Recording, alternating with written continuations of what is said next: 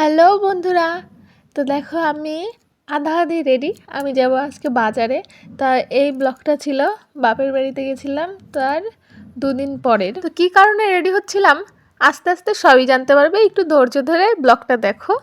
তো দেখো রেডি হয়ে নিচ্ছিলাম, তো বৌদি চলে এসেছিলো রেডি হয়ে, আর পুচকাকেও রেডি করিয়ে দিচ্ছিলাম। আধা আধি রেডি করিয়েছি, ওর মধ্যে ও বিছানায় উঠে ছড়ানো ছিটানো অবস্থা করে রেখেছে জামা কাপড় দিয়ে। তারপরে ওকে ধরে বেঁধে রেডি করালাম, আর নিজেও রেডি হয়ে গেছি। তারপরে ও টানছে ওর মামাকে, দেখো যে চল চল বাইকে, এরকমই বলছিল।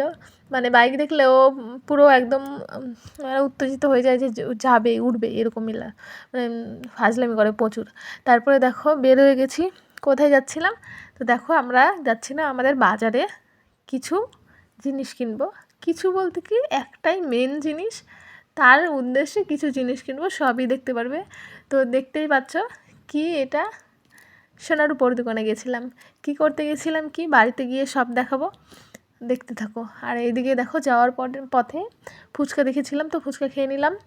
আর ফুচকা খাওয়ার পরে কিছু জিনিস নিয়ে নিয়েছি বাড়ির জন্য, চলো দেখাচ্ছি। বাড়ি দেখো চলেও এসেছি। নিয়েছিলাম এই যে চপ পেঁয়াজি, তারপরে নিয়েছিলাম দই সিঙ্গারা। ওগুলো নেওয়ার পরে এই যে মেন জিনিস যেটা কিনতে গেছিলাম, এই দেখো একটা পাইল।